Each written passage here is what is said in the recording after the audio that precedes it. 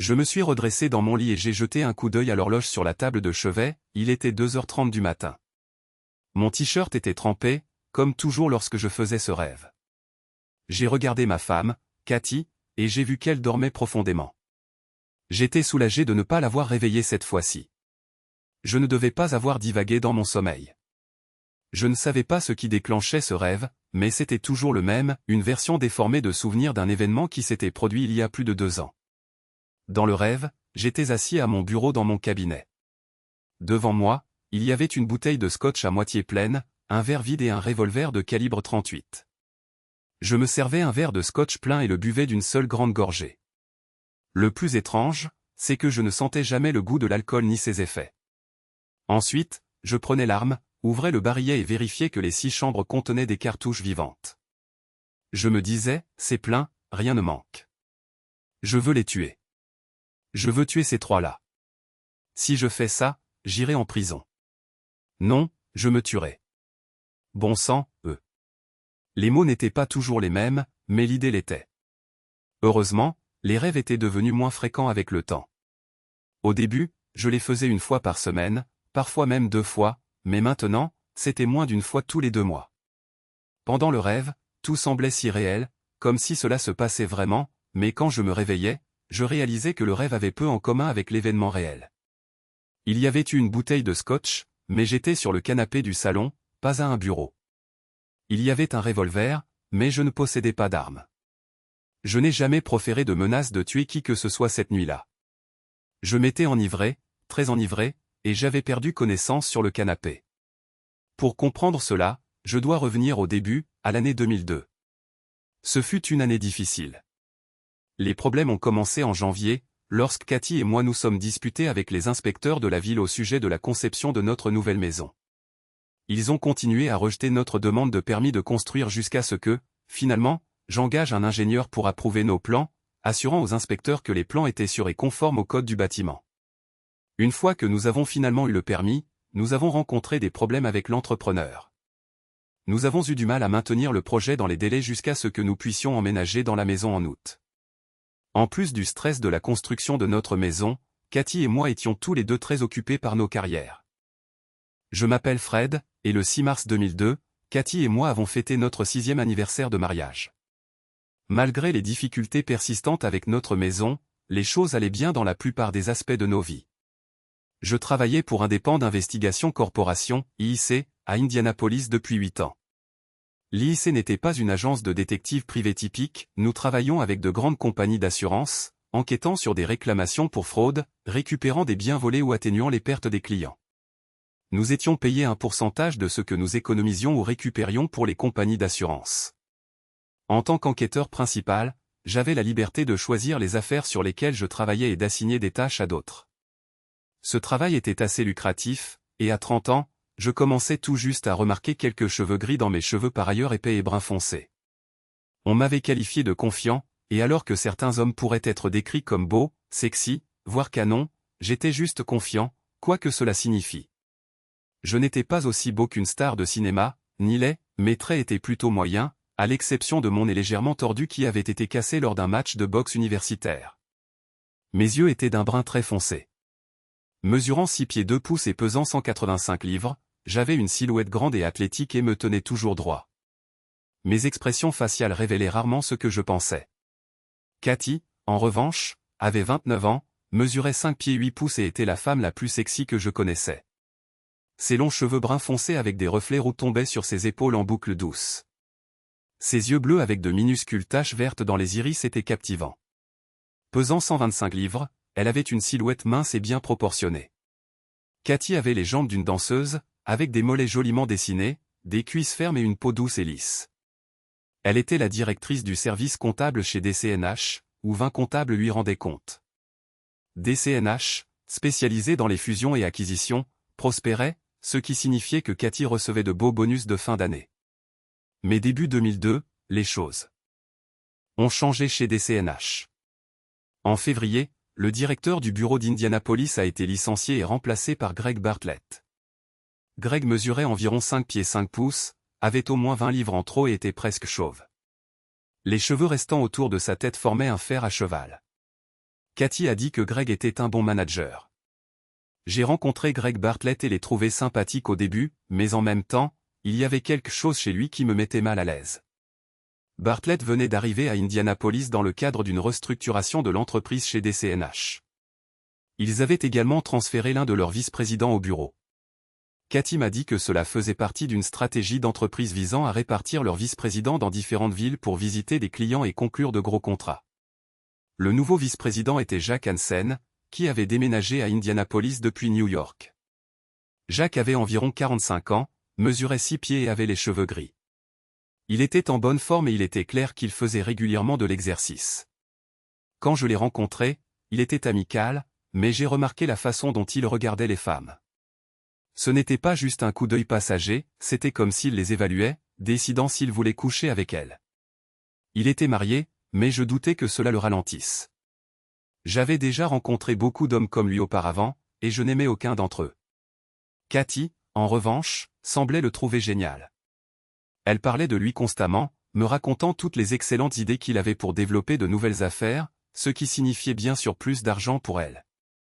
À l'été, la construction de notre nouvelle maison était enfin terminée et les remous causés par les changements de direction chez DCNH s'étaient apaisés. Selon Cathy, les affaires reprenaient grâce à l'influence de M. Hansen. Nous avons emménagé dans notre nouvelle maison juste à l'extérieur d'Indianapolis la 2e semaine d'août, et nous l'avons adorée. Le jour où nous avons déménagé, j'ai dit en plaisantant à Cathy que je voulais faire l'amour dans chaque pièce de la maison. Cathy, regardant toutes les boîtes qui attendaient d'être déballées, m'a pris la main et m'a conduit à la cuisine. « Débarrassons-nous de la cuisine tout de suite », a-t-elle dit. Je plaisantais, mais quand elle m'a entraîné dans la cuisine, je suis devenu très sérieux. Nous avons eu des relations sexuelles incroyables, là, tout de suite. Une fois que nous avons eu terminé, Cathy est allée à la salle de bain pour se rafraîchir. En sortant de la pièce, elle m'a rappelé, nous ferons la chambre ce soir et le salon demain. Maintenant, retourne au travail. Nous avons fait la chambre cette nuit-là, mais nous n'avons pas réussi à aller dans les autres pièces. Entre nos emplois et notre installation dans la maison, nous n'avions tout simplement pas le temps ni l'énergie pour quoi que ce soit de plus. Pourtant, nous avons réussi à rester en contact à notre manière. Notre chambre était le seul endroit où nous pouvions vraiment être ensemble. Une nuit, alors que nous étions au lit en train de faire l'amour, j'ai commencé à parler de fonder une famille. Nous en avions déjà parlé et Cathy avait dit qu'elle voulait attendre l'automne pour que nous puissions avoir un bébé d'été. Je pense qu'il est temps que tu arrêtes tes pilules contraceptives et que nous te mettions enceinte, ai-je dit. Je pense que nous devrions attendre un peu plus longtemps, a répondu Cathy. Jacques m'a suggéré d'attendre l'année prochaine. Il m'a dit que j'étais en ligne pour une promotion et que cela pourrait arriver d'ici la fin de l'année. Je veux attendre d'avoir la promotion. Jacques, ai-je demandé, la voix sèche. Depuis quand tutoyez-vous les vice-présidents d'entreprise? Nous sommes assez informels au bureau, a-t-elle répondu. Pourquoi as-tu discuté de nos projets de fonder une famille avec lui, ai-je demandé, frustré.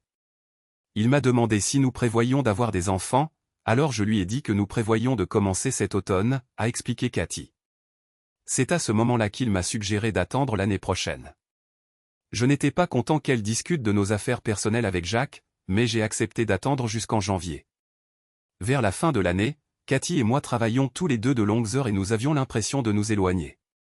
Nous essayions de rendre les week-ends spéciaux, mais même nos week-ends étaient de plus en plus consacrés au travail. DCNH essayait de décrocher un contrat pour une grande fusion et le service comptable de Cathy était accaparé par cela. Quant à moi, je menais 3 enquêtes que je devais clore avant la fin de l'année. Le dernier week-end de novembre, Cathy et moi avons réussi à avoir congé en même temps. Nous sommes allés faire les courses de Noël et avons dîné ensemble ce soir-là. Cathy a partagé de bonnes nouvelles. Il semble que nous allons conclure l'accord avec National Pharmaceutical pour gérer la fusion avec Keystone Pharmaceutical d'ici le 20 décembre, a-t-elle dit. Cela signifie que je devrais obtenir ma promotion cette année. Vraiment? C'est formidable. Alors nous pourrons commencer à travailler pour te rendre enceinte, ai-je dit, excité. Nous ne pouvons pas commencer ce soir, a-t-elle répondu. Je prends toujours la pilule et je veux attendre encore quelques mois pour bien m'installer dans mon nouveau poste avant de prendre un congé de maternité, a-t-elle ajouté. Et n'ose pas dire à qui que ce soit que je t'ai dit ça. Je pourrais avoir de gros problèmes si cela se sait, et cela pourrait faire capoter l'accord avec National. J'étais déçu mais je comprenais ses raisons. Tu sais que je ne dirai rien, ai-je dit. Dois-je courir acheter des actions de National Pharmaceutical? Non, ne sois pas ridicule, a-t-elle répondu. Si tu fais ça, nous pourrions tous aller en prison, a averti Cathy. Je plaisantais, ai-je répondu. Je sais que tu ne peux rien faire de tel. Tu peux compter sur ma discrétion. Je sais, a-t-elle répondu. Je suis juste nerveuse à ce sujet. Nous sommes si près.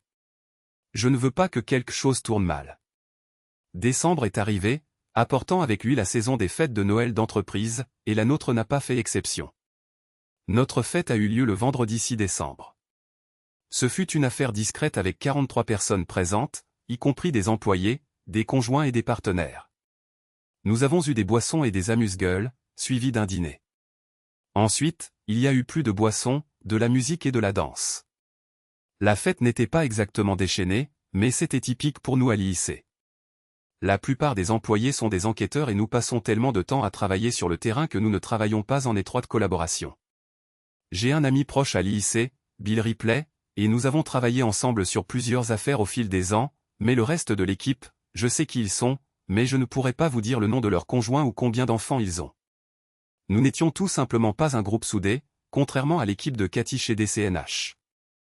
Cathy et moi nous sommes assis avec Bill et sa femme Suzanne et avons passé un excellent moment, malgré l'atmosphère discrète autour de nous. Nous sommes restés à la fête jusqu'à minuit, puis sommes rentrés chez nous. Une fois dans la maison, j'ai conduit Cathy à notre chambre. Une fois là, je l'ai serrée contre moi et l'ai embrassée. Pendant que je la tenais, j'ai embrassé et frotté son cou, ce qui la rendait folle. Je ne pouvais m'empêcher d'inhaler son merveilleux parfum. Cathy s'est éloignée un instant, puis m'a aidé à me déshabiller et à m'allonger sur le lit. Elle est montée sur moi et son comportement confiant et affirmé m'a pris au dépourvu. Oh oui, fut tout ce que je pus dire. Je n'arrivais pas à croire la façon dont elle me parlait, mais elle avait raison, j'aimais ça. Les soirs comme celui-ci, quand nous savions que nous serions proches, Cathy appliquait une minuscule goutte de son eau de Cologne. J'adorais la façon dont elle se mêlait à son parfum naturel. C'était suffisant pour me redonner de l'énergie. Après quelques instants, tout en appréciant la présence de Cathy, nous avons partagé une connexion intime de diverses manières. Alors que nous nous déplacions ensemble, nous avons commencé à parler de nos projets de fonder une famille. Nous avons tous les deux convenu que nous voulions 2 enfants, espacés de 2 ans. Cathy a mentionné qu'elle arrêterait de prendre ses pilules contraceptives en février, espérant un bébé en novembre suivant. Elle a dit que si elle obtenait la promotion, une naissance en novembre serait idéale. Je n'étais pas enchanté d'attendre aussi longtemps, mais je savais que c'était son corps qui porterait le bébé.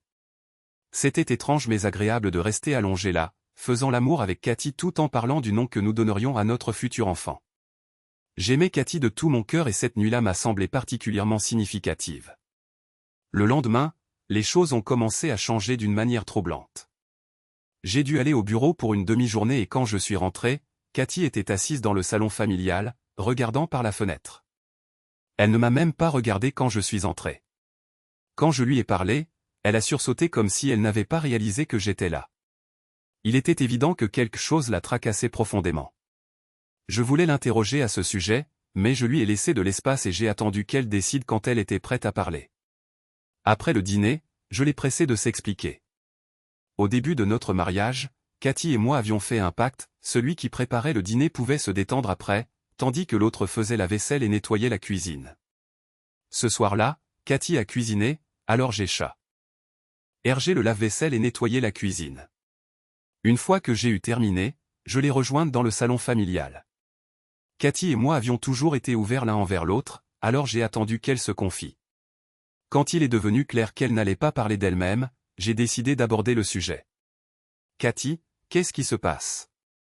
Il est évident que quelque chose te tracasse, ai-je dit. A-t-il quelque chose que je puisse faire pour t'aider? Elle m'a regardé avec des yeux tristes. Il y a un problème avec l'accord National Pharmaceutical, a-t-elle dit.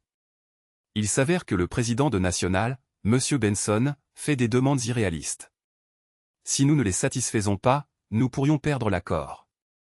Si cela arrive, tout s'effondrera. Cela ne ruinera pas tout, ai-je dit en essayant de la rassurer. Quoi qu'il arrive, nous avons l'un l'autre. Ne t'inquiète pas tant. Qu'est-ce qui pourrait arriver de pire? Tu ne comprends pas, a-t-elle dit, la voix brisée. Si cet accord échoue, ce sera de ma faute. Si cela arrive, je pourrais perdre mon emploi. Comment cela peut être de ta faute si l'accord échoue, ai-je demandé, confus. J'ai interrogé Cathy sur sa situation, mais elle m'a dit qu'elle ne pouvait en parler à personne en dehors de DCNH. Je ne peux rien partager de plus, a-t-elle dit. Tout ce que je peux dire, c'est que je n'ai rien fait de mal. Si tu n'as rien fait de mal, alors comment cela peut-il être de ta faute, ai-je répondu. Je t'ai déjà trop dit, a-t-elle répondu fermement. Je pourrais perdre mon emploi rien que pour avoir dit ça. Je dois gérer ça toute seule. Je voulais en dire plus, mais je pouvais voir à l'expression de son visage que la conversation était terminée. Le dimanche, j'espérais que Cathy serait de meilleure humeur, mais elle semblait encore plus renfermée. Elle ne me regardait même pas, et toute tentative de conversation plus longue était inutile. Le lundi matin, je me suis levé tôt et j'ai préparé le petit déjeuner, mais Cathy n'en a pas mangé. Elle a juste bu son café et est allée prendre une douche. J'ai passé ce temps à déneiger l'allée. Quand je suis rentré, Cathy se préparait à partir travailler. Il n'est que 6h30, pourquoi pars-tu si tôt, ai-je demandé. Je dois me préparer pour des réunions importantes, a-t-elle répondu, me frôlant avec un bref baiser alors qu'elle se dirigeait vers le garage. Le lundi était le jour de la collecte des ordures dans notre quartier, alors j'ai dû vider les poubelles et sortir les poubelles jusqu'au trottoir. Alors que je descendais les poubelles de l'étage vers la cuisine, quelque chose est tombé du panier de la salle de bain quand je l'ai vidé dans le sac poubelle. J'ai cherché l'objet pendant quelques minutes mais je ne l'ai pas trouvé, alors j'ai abandonné. Après avoir sorti les poubelles, j'ai roulé la grande poubelle en plastique jusqu'au trottoir et je suis rentré dans la maison. J'ai cherché dans la cuisine une fois de plus l'objet, mais il était introuvable. Je suis allé prendre ma douche et me préparer pour le travail, toujours distrait par l'objet manquant. Ce soir-là, l'humeur de Cathy ne s'était pas améliorée, alors j'ai essayé d'aborder le sujet à nouveau. Est-ce que quelque chose s'est amélioré au travail, ai-je demandé. Tu sais que je ne peux pas te parler de ça, a-t-elle répondu. Je suis sous beaucoup de pression, mais je m'en sortirai. Le mercredi, Cathy semblait sortir de sa déprime. Quand je suis rentré ce soir-là, elle m'a salué avec un baiser et m'a dit qu'elle m'aimait, chose qu'elle n'avait pas faite depuis vendredi soir. Bien qu'elle ne soit pas complètement revenue à la normale, il n'y avait pas de sourire sur son visage. Elle semblait plus présente et moins distante. Peux-tu parler de ce qui se passe maintenant, ou est-ce toujours interdit, ai-je demandé. Je ne suis pas censé t'en parler, mais il semble que nous ayons trouvé un moyen de satisfaire Monsieur Benson, a-t-elle dit. Jacques a dit qu'il semble que les choses devraient bien se passer après tout. J'ai pu entendre un certain soulagement dans sa voix, mais elle n'a pas souri en me le disant, alors je savais qu'elle était toujours sous beaucoup de stress. J'espérais que cette situation serait bientôt résolue. Je ne pouvais m'empêcher de me sentir mal à l'aise lorsque Cathy appelait Hansen par son prénom. Elle m'avait dit que c'était parce que les choses étaient informelles à son bureau, mais elle appelait toujours Greg Bartlett Monsieur Bartlett, même si Greg était le chef de bureau et Hansen un vice-président. Je n'ai pas vraiment compris. Cette nuit-là, au lit, Cathy m'a demandé de la serrer dans mes bras, mais elle ne voulait pas faire l'amour. Je pouvais sentir le poids de la pression qu'elle subissait. Je l'ai tenue jusqu'à ce qu'elle s'endorme, puis je me suis retourné de mon côté du lit, mais je n'arrivais pas à dormir. Après 20 minutes à me tourner et me retourner, je me suis levé et je suis allé à la cuisine pour boire un verre. Je me tenais au comptoir de l'îlot, buvant de l'eau et triant le courrier quand quelque chose a attiré mon attention. La mallette de Cathy était posée sur une chaise à proximité. Je n'avais jamais envahi sa vie privée auparavant, mais pour une raison quelconque, cette nuit-là, j'ai décidé de l'ouvrir. La mallette n'était pas verrouillée, alors je l'ai ouverte et j'ai trouvé plusieurs papiers à l'intérieur, mais rien qui ne me donne de réponse. J'ai sorti son agenda et j'ai regardé les notes. Le lundi, Cathy avait 2 réunions avec Monsieur Bartlett, et la deuxième réunion incluait également Monsieur Hansen. Le mardi, elle avait une autre réunion avec Hansen et le mercredi, elle a rencontré Hansen et Monsieur Benson, le président de National Pharmaceuticals. J'ai commencé à comprendre la pression que Cathy subissait, mais je ne pouvais pas comprendre pourquoi elle rencontrait un client. Elle travaillait en comptabilité, pas en vente, et n'avait jamais fait partie d'une équipe de négociation auparavant. Je me suis demandé si cela signifiait qu'elle passait de la comptabilité aux ventes avec sa promotion. Dans l'agenda de Cathy, j'ai remarqué quelques réunions supplémentaires prévues avec Bartlett, ainsi qu'une autre réunion avec Hansen le matin du 20 décembre. Également ce jour-là, Cathy avait écrit 22 heures suivi d'un point d'interrogation. La chose la plus inhabituelle que j'ai trouvée était un ensemble de notations sur son calendrier du mois de décembre en un coup d'œil.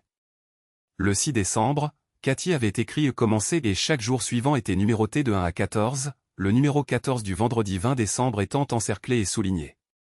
Je ne pouvais pas déterminer si la date encerclée avait quelque chose à voir avec la réunion prévue avec Hansen ou si c'était parce que c'était la fête de Noël de DCNH. Peut-être était-elle marquée parce qu'il s'attendait à ce que M. Benson signe le contrat ce jour-là. J'étais toujours perplexe quant à la numérotation du 6 au 20 décembre, de 1 à 14. Je savais que je devrais y réfléchir davantage. J'ai remis l'agenda de Cathy dans sa mallette et l'ai fermé. Quand je suis retourné au lit, la mallette était toujours sur la chaise où je l'avais laissée. Au cours des jours suivants, l'humeur de Cathy a continué à s'améliorer, bien qu'elle soit restée un peu distante. En 8 ans en tant qu'enquêteur, j'avais appris à obtenir des réponses sans que les gens se sentent interrogés. En rassemblant les bribes de ce que Cathy avait partagé, j'ai réalisé que le 20 semblait être la date critique. Si M. Benson allait signer le contrat avec DCNH, cela se produirait probablement ce jour-là. Le vendredi 13 décembre, j'ai clos l'une des 3 affaires sur lesquelles je travaillais et j'étais sur le point d'en clore une autre. Ce soir-là, je me suis arrêté pour prendre une bière avec Bill Ripley pour célébrer. Après quelques bières, j'ai décidé de parler à Bill des jours numérotés de 1 à 14 et de la date encerclée du 20 décembre, sans mentionner qu'il s'agissait de l'agenda de Cathy. J'ai expliqué que cela venait d'une affaire sur laquelle je travaillais. Bill m'a regardé et a dit « Désolé, mon pote, mais je ne peux pas t'aider. Ça ne me dit rien. Tu as dit que l'agenda appartenait à une femme, n'est-ce pas? » Oui, ai-je dit. Alors je te suggère de parler à Marie Ferrer. Tu auras peut-être besoin d'une perspective féminine pour résoudre celle-ci. Bill avait raison, une perspective féminine était probablement ce dont j'avais besoin. Marie Ferrer était l'une des meilleures enquêtrices de l'IIC et l'une des 3 seules femmes de l'entreprise. J'ai laissé tomber le sujet pour éviter de paraître obsédé par l'affaire. Nous avons bu quelques bières de plus et nous avons parlé d'autres choses pendant la conversation. J'ai mentionné mon rêve de créer un jour ma propre agence d'enquête. Si tu le fais un jour, dis-le-moi, a dit Bill, je viendrai travailler pour toi, mais tu devras me payer mieux que ce que je te paie. Mieux te payer?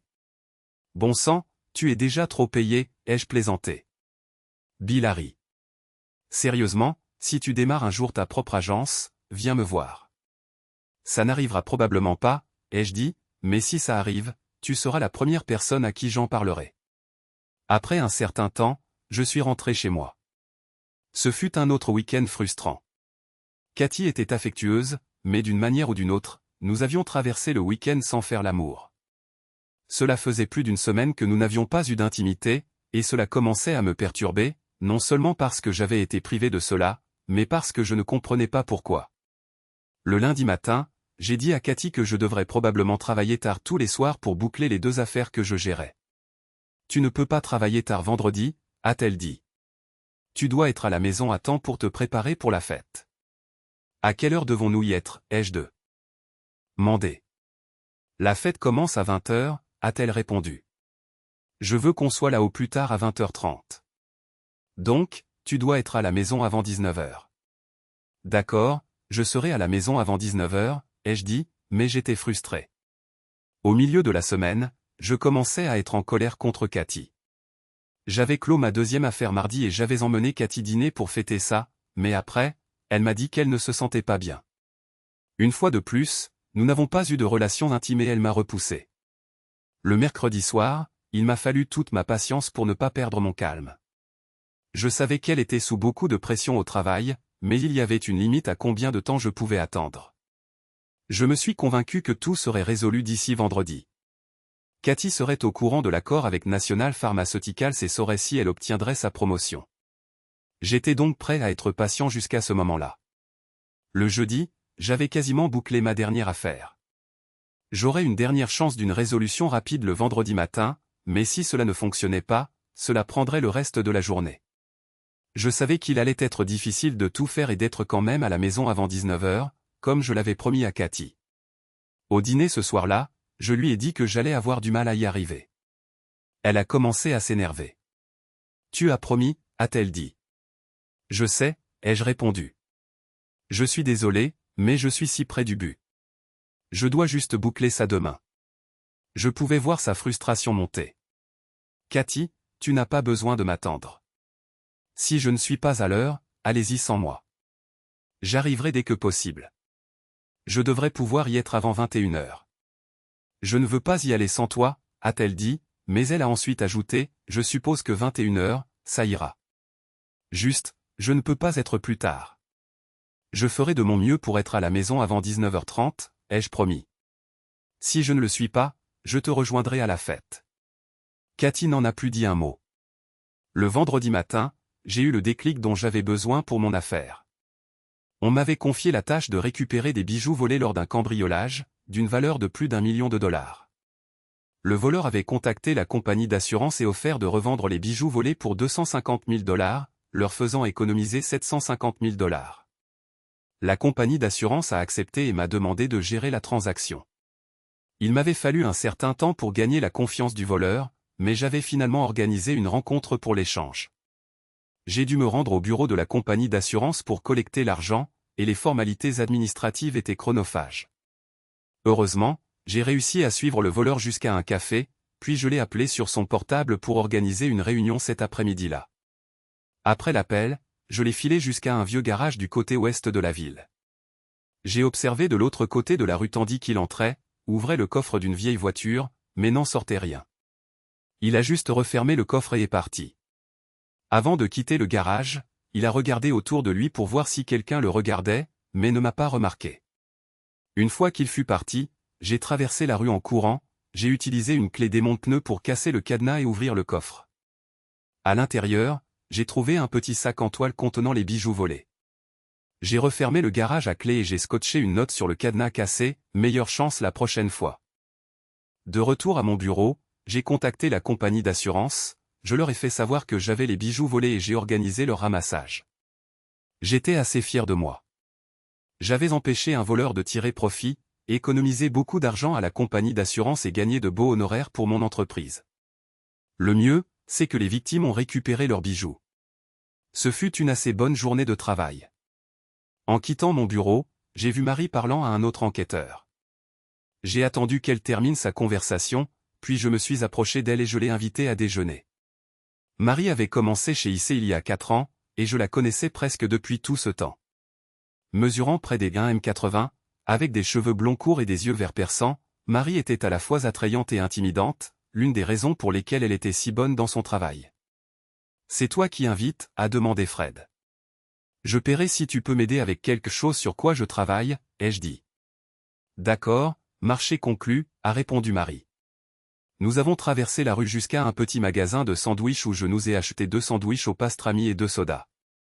Alors que nous nous asseyions, Marie a plaisanté, « Ça ne doit pas être une si grosse affaire si c'est tout ce que tu es prêt à dépenser pour obtenir des informations. » J'ai toujours aimé le sens de l'humour. Hurde Marie. Pendant que nous mangions, je lui ai parlé des annotations sur le calendrier mensuel de Cathy, sans révéler qui j'enquêtais. J'ai expliqué les jours numérotés de 1 à 14 et comment le vin était entouré et souligné. J'ai montré cela à Bill Ripley et il a suggéré que, comme c'était un calendrier de femmes, je devrais demander à une femme de l'expliquer. Est-ce que cela a un sens pour toi? Marie est restée silencieuse pendant longtemps, terminant presque son sandwich avant de commencer à sourire. Pourquoi souris-tu? Ai-je demandé. Les chiffres, a-t-elle dit, toujours souriante. Ça m'a pris un moment, mais je pense que je sais de quoi il s'agit. Tu as dit que le 6, elle avait écrit et débuté et qu'après cela, les jours étaient numérotés de 1 à 14 avec le 20 entouré et souligné, n'est-ce pas? C'est exact, ai-je dit. Marie s'est penchée et a expliqué, je crois qu'elle a écrit et débuté le 6 parce que c'est à ce moment-là que ces dernières règles ont commencé. Ensuite, elle a compté les 14 jours jusqu'au jour où elle serait probablement la plus fertile. Cela signifie qu'aujourd'hui est son jour le plus fertile. Marie a fait une pause, laissant l'information s'ancrer. Cette femme suit son cycle. L'intuition de Marie m'a stupéfait, non seulement parce qu'elle l'avait deviné si facilement, mais parce que cela ne m'était même jamais venu à l'esprit. Elle essaie de tomber enceinte, ai-je demandé, toujours sous le choc. Je n'en suis pas sûr, a-t-elle répondu, mais ça pourrait prendre sens dans le contexte de cette affaire. Merci de ton aide. Eh bien, Pour le peu d'aide que je t'ai donné, un sandwich au pastrami était un juste paiement, a plaisanté Marie. Après le déjeuner, nous sommes retournés au bureau. J'ai passé le reste de la journée à rattraper mon retard administratif, mais mon esprit ne cessait de revenir sur la raison pour laquelle Cathy suivrait son cycle menstruel. Je ne me souvenais pas de la date de ses dernières règles. Je n'avais jamais suivi ses cycles et j'étais toujours surpris quand elle me disait qu'il y avait des alertes de petits bateaux pendant ses règles.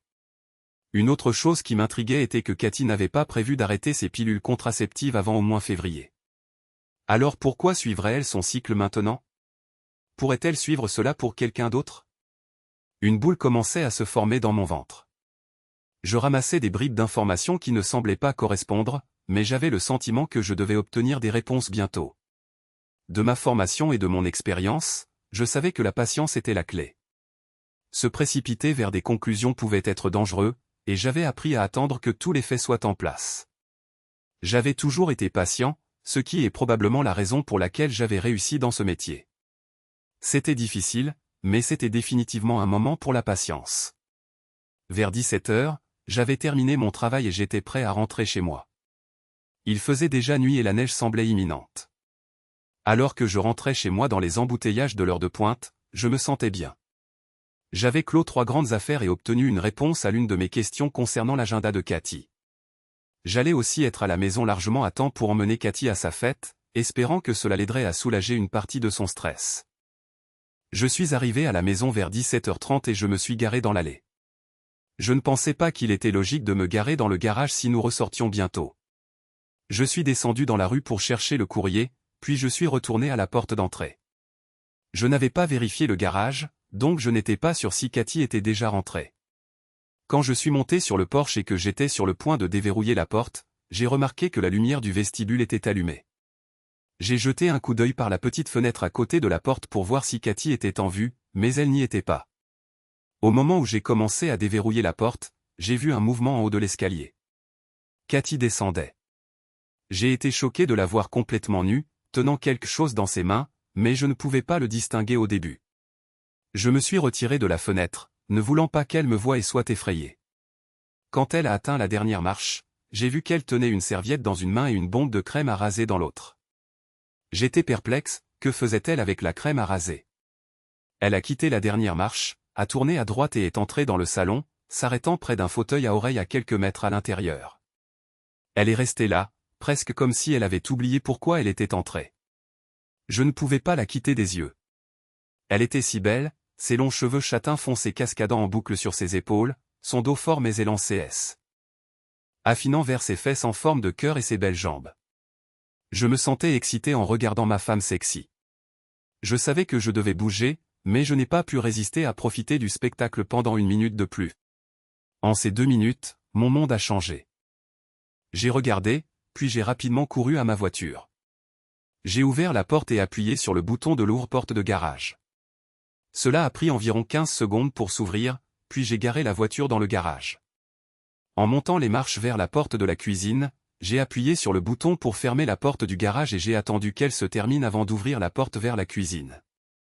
Je me suis dit que le bruit de la porte du garage qui se fermait donnerait à Cathy suffisamment de temps pour se préparer à mon arrivée. En entrant dans la cuisine, j'ai cru entendre une autre porte se fermer ailleurs dans la maison. J'ai traversé la pièce et suis entré dans le salon, mais il n'y avait aucune trace de Cathy. « Cathy, je suis à la maison », ai-je crié en montant les escaliers. Quand je suis entré dans notre chambre, j'ai appelé à nouveau « Cathy ». Cette fois, elle a répondu « Tu es rentré tôt, c'est super. Je suis dans la salle de bain, je me prépare. Pourquoi n'utilises-tu pas la douche des invités ? Pourquoi, ai-je demandé. Qu'est-ce qui se passe là-dedans ? Je suis occupé ici, a-t-elle ajouté. J'ai fait semblant de ne pas l'entendre et je suis entré quand même. Que as-tu dit, ai-je demandé, voyant Cathy assise sur le bord de la baignoire.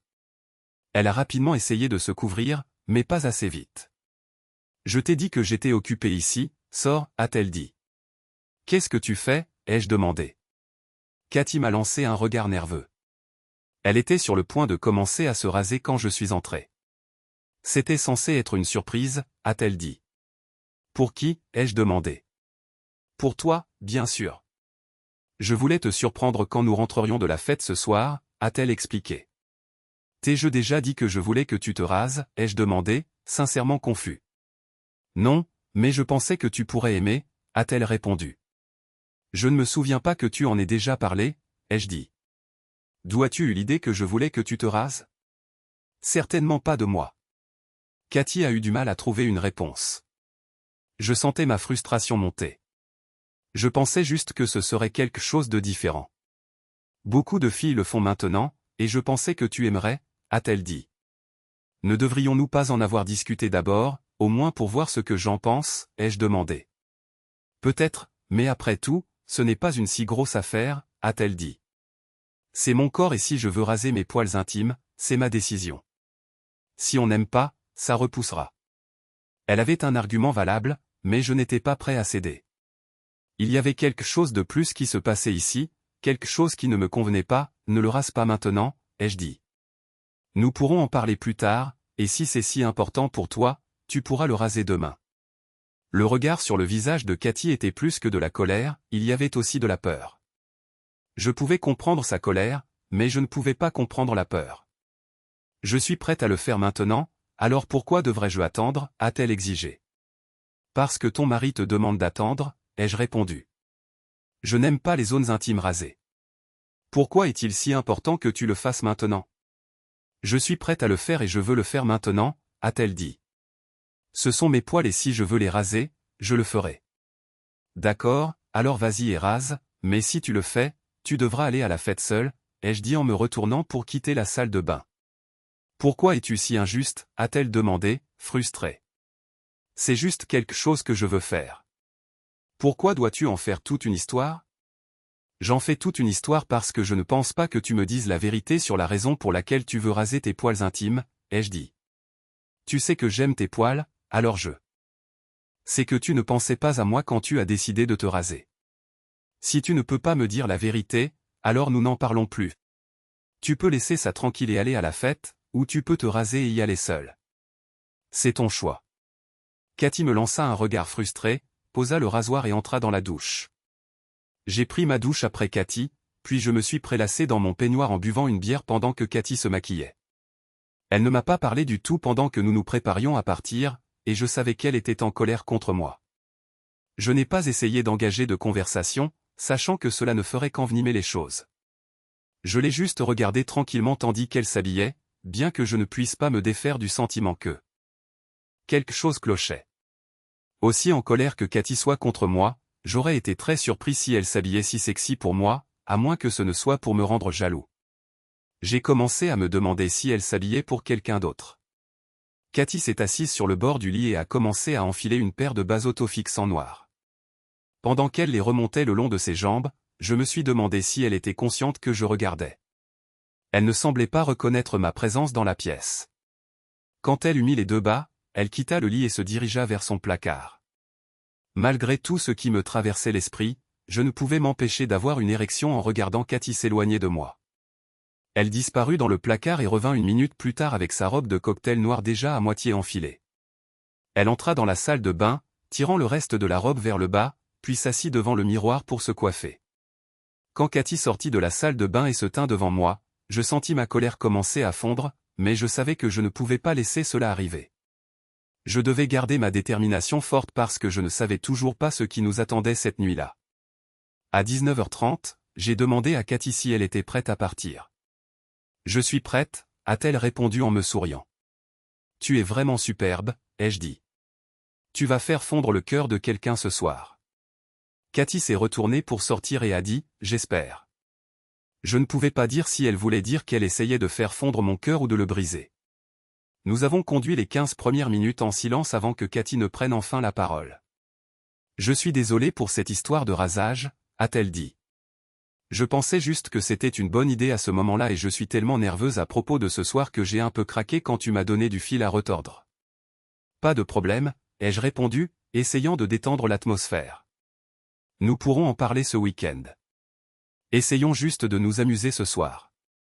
La fête était organisée dans les bureaux de l'entreprise, dans une grande salle de classe au rez-de-chaussée, avec un service traiteur. Dès que Cathy et moi sommes entrés et avons déposé nos manteaux, Hansen s'est approché et nous a salués. Il a ensuite écarté Cathy un instant. Je sentais ma tension artérielle monter en les regardant, essayant de saisir le moindre indice de leur conversation. Cathy hocha la tête à plusieurs reprises, puis la secoua. Hansen sembla s'énerver et Cathy devint plus animée. Leur conversation sembla se terminer quand Hansen commença à s'éloigner, mais il fit volte-face et revint en souriant. Il semblait lui suggérer quelque chose, et bien qu'elle n'en soit pas ravie, elle hocha la tête pour dire oui. Quand Cathy est revenue vers moi, j'ai demandé « Qu'est-ce que Hansen voulait ?» « L'accord avec National Pharmaceuticals se conclut ce soir, a dit Cathy, d'un ton neutre. Je dois aller à une réunion à 22h avec Jacques et Monsieur Bartlett. Si tout se passe bien, nous obtiendrons le contrat national et j'aurai ma promotion. Elle n'avait pas l'air aussi heureuse qu'elle aurait dû l'être si elle obtenait ce qu'elle voulait. J'ai essayé d'alléger l'ambiance en disant « Alors nous pourrons commencer à essayer de faire un bébé. » Cathy a donné une brève réponse sans émotion « Oui, nous pourrons fonder notre famille. » J'ai eu envie de la secouer et de lui demander « Qu'est-ce qui se passe bon sang ?» Quelque chose ne me semblait pas normal, et je commençais à rassembler les pièces du puzzle, mais je n'étais pas encore sûr de la façon d'y faire face. Alors que nous entrions dans la grande salle où se tenait la fête, Cathy passa son bras sous le mien et se pencha près de moi. La pièce était joliment décorée avec plusieurs tables le long du périmètre, un groupe était installé à une extrémité et il y avait une piste de danse à l'autre bout. Ils avaient mis en place un buffet et un bar ouvert. J'ai balayé la pièce du regard, cherchant à reconnaître quelqu'un. Je ne connaissais pas beaucoup de gens de DCNH personnellement, mais j'en avais vu la plupart au cours des 6 dernières années et je pouvais généralement repérer qui était à sa place et qui ne l'était pas. Il ne m'a pas fallu longtemps pour le repérer. Il était debout près du bar, seul, environ 35 ans, un M80 et en forme, pesant environ 79 kg. Il était vêtu d'un costume Armani croisé bleu foncé et je dois admettre que c'était un bel homme. Je l'ai montré à Cathy et j'ai demandé « Qui est ce gars près du bar ?» « Je ne sais pas », a répondu Cathy, mais je pouvais dire à son langage corporel qu'elle ne disait pas la vérité. « Pourquoi n'irions-nous pas au bar prendre un verre ?» ai-je suggéré. « Il y a des membres de mon département ici à qui j'aimerais dire bonjour. Pourquoi ne nous prendrais-tu pas à tous les deux un verre et je t'attendrai ici ?» Elle a accepté. Et je me suis dirigé vers le bar. J'ai commandé un verre de vin rouge à Cathy et une bière pour moi. En me tournant vers l'homme en Armani, j'ai dit « Monsieur Benson, comment allez-vous ce soir ?» Un air de surprise traversa brièvement son visage. « Comment me connaissez-vous » a-t-il demandé. « C'est mon travail » ai-je répondu. « Je vais apporter ce vin à Mademoiselle Alpen et ensuite j'aimerais revenir vous parler, si ça ne vous dérange pas. » Monsieur Benson m'a étudié un instant et je pouvais dire que je le rendais nerveux, mais pas effrayé. Pendant une seconde, j'ai pensé qu'il pourrait savoir qui j'étais, mais je ne voyais pas comment cela aurait pu être le cas. Ce devait être autre chose à mon sujet qui le dérangeait. « D'accord, je serai juste ici » a-t-il dit. J'ai apporté son verre à Cathy et je lui ai dit que j'allais circuler pendant qu'elle parlait à ses amis. « Je ne veux pas que tu me quittes » a dit Cathy. « J'ai besoin que tu restes près de moi ce soir. » « Je ne serai pas parti longtemps » ai-je répondu. « Je ne veux pas rester ici et t'écouter parler affaires avec tes amis » a-t-elle dit. Cathy m'a lancé un regard triste tandis que je me levais de la table, mais elle m'a laissé partir. Quand je me suis assuré que Cathy ne faisait pas attention, je suis retourné vers Monsieur Benson. Je me suis approché de Monsieur Benson à nouveau. Mon nom est Fred. Je travaille à la sécurité pour DCNH, ai-je dit. Je veux juste m'assurer qu'il n'y ait pas de problème ce soir. Je suppose que Monsieur Hansen a une soirée amusante de prévue. C'est ce qu'il me dit, a répondu Monsieur Benson. Je tue juste le temps jusqu'à ce que l'amusement commence. Je suppose que pour vous, ça commence vers 22h, ai-je dit nonchalamment. Vous semblez tout savoir, a dit Monsieur Benson, semblant un peu nerveux. Comme je l'ai dit, c'est mon travail de savoir des choses. Ce soir, je suis là pour m'assurer que personne ne vous dérange et que plus tard personne ne vous interrompt, si vous voyez ce que je veux dire. Je lui ai fait un clin d'œil et un sourire lubrique. Je suppose que vous aimez les brunettes, ai-je continué. J'adore les brunettes, surtout avec les cheveux longs, a-t-il dit, en répondant à mon sourire lubrique. Comme Mademoiselle Alpen, vous voulez dire, ai-je demandé. Exactement, a-t-il dit, son sourire s'élargissant. J'ai voulu étrangler cette crapule sur le champ, mais je devais me retenir. Je parie que vous m'aimez bien, ai-je dit. Vous les aimez avec beaucoup de cheveux sur la tête, mais aucun entre les jambes, n'est-ce pas? Chauve, c'est bien, a-t-il dit en riant. J'avais appris ce dont j'avais besoin et il était temps de m'éloigner avant de perdre mon contrôle. Je dois circuler maintenant, m'assurer que personne n'est là qui ne devrait pas l'être. Si vous avez besoin de quoi que ce soit, venez me trouver. Je serai dans les parages, ai-je dit, marmonnant des jurons entre mes dents tandis que je partais. Il s'est éloigné. Quand je suis revenu de l'autre côté de la pièce, le groupe avait commencé à jouer. Un homme s'est approché de Cathy et l'a invitée à danser. Elle a poliment mais fermement refusé, puis m'a saisi le bras, me traînant sur la piste de danse avant que j'aie eu le temps de m'asseoir. Alors que nous dansions, je gardais un œil sur M. Benson, m'assurant qu'il ne nous regardait pas. Je ne voulais pas qu'il découvre que j'étais le mari de Cathy tout de suite. Je mettais encore au point les dernières pièces du puzzle. Le stress me rongeait. Quand la chanson s'est terminée, il était déjà 21h30. J'avais l'estomac en vrac et j'étais plus nerveux que je ne l'avais jamais été. La chanson s'est terminée, mais avant que je puisse retourner à la table, Cathy m'a de nouveau entraîné sur la piste de danse pour une chanson lente. Elle me tenait serré et cette fois, c'était différent. Elle me serrait si fort que c'en était presque inconfortable. À un moment donné, j'ai remarqué M. Benson qui me regardait, il semblait un peu tendu. Je lui ai souri et lui ai fait un signe du pouce levé, puis j'ai essayé de l'ignorer. Je me suis demandé si me voir danser avec Cathy le rendait méfiant quant à savoir si je n'étais pas celui que je prétendais être, mais à ce moment-là, je m'en fichais. Quand la danse s'est terminée, nous sommes retournés à la table. J'étais à peine assis quand j'ai vu Greg Bartlett s'approcher de nous, tenant un petit paquet. Il a pris Cathy à part, lui a murmuré quelque chose et lui a remis le paquet avant de s'éloigner. Cathy est revenue à la table, tenant le paquet derrière son dos. Elle s'est penchée pour me parler. « Je dois aller aux toilettes des dames », a-t-elle dit. Quand je l'ai regardée, j'ai vu quelque chose dans ses yeux qui m'a fait tressaillir. « Ne le fais pas », ai-je dit, ma voix basse. « Ne fais pas quoi » a-t-elle demandé, retirant son bras. J'ai saisi le bras de Cathy et l'ai tenu fermement. « Tu sais de quoi je parle. »« Je sais. »« Je ne suis pas stupide », a-t-elle répliqué, sa voix défensive. « Je sais ce qui se passe ici. » « Arrête ça maintenant, ai-je dit, ma voix ferme. « Je ne sais pas de quoi tu parles, » a-t-elle dit. « Je dois juste aller aux toilettes. » Elle a retiré son bras et est partie sans se retourner. Tandis que je la regardais partir, j'ai repassé en revue ce que je savais, assemblant les morceaux. Le problème avait commencé quand Cathy avait d'abord appelé M. Hansen, Jacques. Cela m'avait dérangé. Les choses avaient dégénéré avec sa dépression soudaine, surtout quand elle m'avait dit que l'accord avec National Pharmaceuticals était en péril et que ce serait sa faute s'il échouait, même si elle n'avait rien fait de mal. Il y avait eu toutes les réunions avec Bartlett et Hansen, et la réunion avec le client. Cathy semblait suivre son cycle menstruel, ou celui de quelqu'un d'autre, selon son calendrier, ce soir était une nuit fertile. Je ne pouvais toujours pas comprendre, car Cathy prenait toujours la pilule. Puis il y a eu la dispute au sujet de son rasage. Elle ne m'a jamais dit la vérité sur la raison pour laquelle elle voulait le faire, et je ne lui ai jamais dit ce que j'avais vu plus tôt ce soir-là quand j'étais sur le porche. Je l'avais regardée par la fenêtre. Mon monde s'est effondré quand je l'ai vue, nue dans le salon, pensant à quel point elle était belle, mais j'ai alors vu une main s'étendre depuis une chaise à côté d'elle et toucher ses fesses. J'ai regardé, horrifié, tandis que Cathy se tournait vers la chaise, la main s'est déplacée vers l'avant et a glissé de haut en bas sur son corps. J'ai finalement vu à qui appartenait la main, Jacques Hansen. Il s'est levé de la chaise et a embrassé Cathy. Je n'ai entendu qu'une partie de ce qui a été dit avant de me diriger vers le garage et d'ouvrir la porte. Je ne pouvais pas entrer dans la maison avec Cathy nue devant un autre homme. Je ne pouvais tout simplement pas gérer cela. Ouvrir la porte du garage était ma façon de leur faire savoir que j'étais à la maison, leur donnant le temps d'arrêter ce qu'ils faisaient. Alors que je montais à l'étage pour confronter Cathy, j'ai jeté un coup d'œil par la porte d'entrée juste à temps pour voir Hansen s'éloigner rapidement à travers la rue vers sa voiture.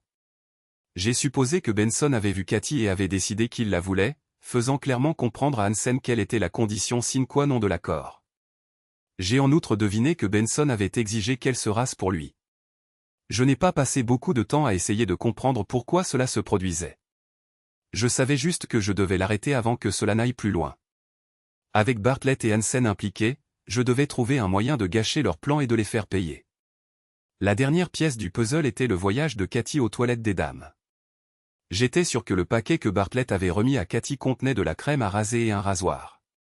Cathy était maintenant là-dedans, en train de se raser pour offrir à Benson l'avantage qu'il avait demandé. Eh bien, qu'elle aille se faire voir aussi. Il était 21h45 et Cathy n'était toujours pas revenue à la table. Mon anxiété montait. Je manquais de temps. Je n'avais pas élaboré de plan d'action clair, alors je me suis levé, prévoyant de traîner Cathy hors du bâtiment et de gérer les conséquences plus tard. Alors que je me dirigeais vers la porte, le groupe a annoncé qu'il faisait une pause et une idée a jailli dans mon esprit. J'ai regardé rapidement autour de moi. Benson, Bartlett et Hansen étaient debout ensemble près du bar. Parfait. J'avais le public dont j'avais besoin. Je me suis dirigé vers le groupe alors qu'ils posaient leurs instruments et j'ai parlé au chanteur principal. « Pouvez-vous laisser votre micro actif ?» ai-je demandé. « Je veux faire quelques annonces. » « Bien sûr, pas de problème, » a-t-il répondu en me tendant son micro sans fil. « Il est déjà actif, il suffit d'actionner l'interrupteur sur le côté et vous êtes prêt. »« Merci, » ai-je dit, faisant les 100 pas un instant avant de prendre une profonde inspiration et d'allumer le micro. « Puis-je avoir l'attention de tout le monde, s'il vous plaît ?» ai-je appelé. Le bruit dans la pièce a continué un instant, mais je me suis répété plus fort. « Puis-je avoir votre attention, s'il vous plaît ?» La pièce a commencé à se calmer et j'ai remarqué Cathy qui revenait des toilettes des dames. J'ai jeté un coup d'œil au trio, Benson, Bartlett et Hansen, qui me regardaient avec des expressions curieuses. J'ai pris une autre inspiration et j'ai commencé, « Merci. Je voulais juste prendre quelques minutes pour vous parler à tous à cette occasion spéciale. Tout d'abord, je veux dire quelle excellente fête c'est. Applaudissons les personnes qui ont organisé cette soirée pour nous. » La plupart des invités ont applaudi et Cathy a lentement marché vers moi, son expression était celle de la peur. J'avais bu quelques verres et je me sentais plus confiant que je ne l'avais été de toute la soirée, alors j'espérais que mes mots seraient clairs. La raison pour laquelle je voulais vous parler est de partager certaines choses qui se passent avec moi et ma merveilleuse épouse Cathy. J'ai souri à Cathy, puis je me suis tourné vers les 3 hommes debout près du bar. Je ne pouvais pas dire ce qu'ils pensaient, mais ils n'avaient pas l'air contents. Tout d'abord, je veux partager une bonne nouvelle avec vous tous. Cathy et moi allons avoir un bébé. De nombreux invités ont applaudi. Cathy a levé les mains pour couvrir son visage, un léger embarras pour quiconque ne connaissait pas la vérité. Hansen semblait en colère, Bartlett confus, mais l'expression de Benson était indéchiffrable. Il y a d'autres bonnes nouvelles, ai-je continué. Cathy m'a dit qu'elle obtenait une promotion ce soir grâce à son travail sur l'accord avec National Pharmaceuticals. Je comprends que Cathy, Monsieur Bartlett, Monsieur Hansen et Monsieur Benson se rencontrent à l'étage ce soir pour signer le contrat. N'est-ce pas formidable? Encore des applaudissements. Oh mon Dieu, arrête, j'ai entendu Cathy murmurer. Elle s'était arrêtée à environ 3 mètres de moi et s'est lentement affaissée sur le sol. Les 2 hommes, Bartlett et Hansen, étaient furieux. Benson avait presque l'air amusé. Cette soirée a commencé si étrangement que j'ai pensé la partager avec vous tous, ai-je dit. Quand je suis rentré du travail ce soir, j'ai trouvé ma charmante épouse dans la salle de bain, se préparant à se raser, et je ne parle pas de ses jambes ou de ses aisselles. Quelques rires de la foule, mais la plupart des gens étaient maintenant silencieux, assis dans une stupéfaction incrédule. Nous avons eu une petite dispute à ce sujet. Elle m'a dit que c'était censé être une surprise pour moi, et je lui ai dit de ne pas le faire. Je pensais avoir gagné cet argument, du moins je le croyais, mais maintenant je réalise qu'elle ne se rasait pas pour moi. Elle le faisait sur ordre de Jacques. J'ai fait une pause, laissant la tension monter. Cathy était juste dans les toilettes des dames, et je crois qu'elle s'est rasée pendant qu'elle y était. Maintenant, tout le monde regardait autour de soi nerveusement. Maintenant, vous vous demandez probablement pourquoi Jacques Hansen dirait à ma femme de se raser pour lui. Eh bien, je vais vous le dire, c'est parce que Jacques est celui qui veut coucher avec ma femme, et elle a fait ce qu'il a demandé pour garder sa promotion. Quand j'ai dit que Cathy devait se raser son intimité, il y a eu un halètement audible. Cathy était maintenant allongée sur le sol, en pleurs, et la plupart des invités me fixaient comme s'il assistait à un accident de train. Seuls 2 des salauds restaient, il semblait que Benson s'était déjà éclipsé. Le visage de Hansen était rouge écarlate et il tremblait. Bartlett marchait vers moi, l'air de penser qu'il pouvait m'arrêter. La raison pour laquelle Cathy s'est rasée l'intimité est qu'elle était censée être un cadeau pour Monsieur Benson ce soir, et Monsieur Benson voulait qu'elle soit entièrement glabre, ai-je dit, ma voix calme mais cinglante. Il semble que la direction de votre entreprise estime que c'est une bonne stratégie commerciale d'encourager ses employés à avoir des relations sexuelles avec des clients potentiels pour décrocher des contrats, même si cela détruit un mariage. Bartlett était juste devant moi maintenant, essayant de me prendre le microphone des mains. Je l'ai arraché et l'ai éteint. Écoute, salaud, ai-je dit. Tu essaies encore de me prendre le micro et je te mettrai à terre comme un sac de pierre. À bien y penser, je pourrais le faire de toute façon. Bartlett a reculé, jetant un coup d'œil à Hansen alors qu'ils échangeaient un regard. J'ai rallumé le micro. Une dernière chose, et celle-ci est pour Bartlett et Hansen. Je vais intenter un procès contre cette entreprise pour ce que vous avez fait à mon mariage, et je suis sûr d'obtenir un bon dédommagement. Une partie de ce dédommagement sera que vous deux salauds, et toute autre personne impliquée dans ce gâchis, serez licenciés. Bonsoir à tous et profitez du reste de votre soirée. La pièce était silencieuse à mort quand j'ai posé le micro et me suis dirigé vers l'endroit où Cathy était allongée sur le sol. Je me suis accroupi à côté d'elle. Cathy, ai-je dit doucement. Elle a levé les yeux vers moi, les larmes coulant sur ses joues. Fred, je suis tellement. Je l'ai interrompu, ne dis rien. Je me suis levé, regardant autour de moi. Les gens nous fixaient, mais quand j'ai croisé leurs regards, ils ont rapidement détourné les yeux. Penses-tu que tu auras cette promotion maintenant, ai-je demandé froidement.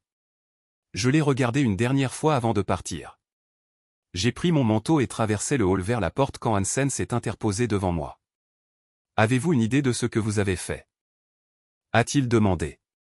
Oui, ai-je répondu, ma voix calme mais pleine de rage. Je vous ai eu avant que vous et vos acolytes ne puissiez finir de baiser ma femme. J'espère que je vous ai coûté des millions. Je détesterais penser que nous avons tous traversé cela pour quelques centaines. Vous allez payer pour ça, a dit Hansen, sa voix tremblant de colère. En fait, je pense que ce sera vous qui paierez, ai-je riposté. Outre mon procès, je vais avoir une discussion avec la SEC. Je pense qu'il pourrait être intéressé par la façon dont cette entreprise mène ses affaires. Je me suis tourné pour partir, mais Hansen m'a saisi le bras. Juste une minute. Je n'en ai pas encore fini avec vous, a-t-il dit. J'ai repoussé son bras. Touche-moi encore et tu ne marcheras plus quand tu partiras d'ici ce soir, ai-je averti. Je l'ai entendu grommeler des injures derrière moi alors que je sortais. Quand je suis rentré, je suis allé directement au meuble à liqueur, j'ai pris une bouteille de scotch et j'ai commencé à me noyer lentement dans l'oubli. Je crois que ce fut la jeunesse de mes cauchemars. J'étais à mon deuxième verre quand j'ai remarqué quelque chose de bleu posé dans l'une des grandes plantes en pot sur le sol de la cuisine. Je me suis levé pour voir ce que c'était. C'était un étui en plastique bleu, bien caché sous le feuillage. J'ai su exactement ce que c'était dès que je l'ai ramassé. Quand je l'ai ouvert, j'ai confirmé mes soupçons. Je me suis souvenu de quelque chose tombé de la corbeille de la salle de bain lundi matin. Je l'avais cherché partout dans la cuisine, mais je n'avais jamais pensé à regarder dans le pot de fleurs. Je suis retourné au canapé et j'ai posé l'étui sur la table basse à côté du scotch. J'ai rempli mon verre et pris une grande gorgée avant de reprendre l'étui. Alors que je le fixais, j'ai pensé, c'est plein, rien ne manque. J'ai posé l'étui et me suis versé un autre verre. Je ne sais pas combien de temps j'ai duré, mais quand je me suis réveillé, il était 9 heures le samedi matin. La bouteille de scotch était presque vide, ma tête cognait et j'avais un goût horrible dans la bouche. Je me suis levé, étourdi un instant, mon estomac en pleine rébellion contre moi. J'ai démarré la cafetière et suis allé prendre une douche. Quand je suis monté à l'étage, j'ai remarqué qu'il n'y avait aucun signe que Cathy était rentrée à la maison. Je ne m'attendais pas vraiment à ce qu'elle le fasse non plus, soit parce qu'elle avait peur de me faire face, soit parce qu'elle était furieuse que j'ai tout gâché chez DCNH. Je n'étais pas sûr de m'en soucier de toute façon. La douche a un peu aidé. Après 2 tasses de café, des œufs brouillés et du pain grillé, je me suis assis sur le canapé dans le salon, essayant de trouver ma prochaine étape. Ça m'a brisé le cœur de penser à quel point j'avais aimé Cathy. Comment a-t-elle pu nous faire ça? Je ne pouvais pas croire que son ambition était si forte qu'elle accepterait de coucher avec un client pour gagner un contrat. Et comme si ce n'était pas assez grave, elle était même prête à se raser l'intimité pour lui. Je doutais de pouvoir un jour pardonner à Cathy pour tout cela, mais je savais que je devais lui donner une chance de s'expliquer si elle voulait cette chance. Je ne pouvais tout simplement pas partir sans au moins entendre ce qu'elle avait à dire, mais je n'irai pas la chercher pour demander une explication. Si elle ne ressentait pas le besoin d'essayer d'expliquer ses actions, alors je n'avais vraiment pas besoin de savoir pourquoi. Le « pourquoi » n'importerait que si elle voulait une seconde chance avec moi.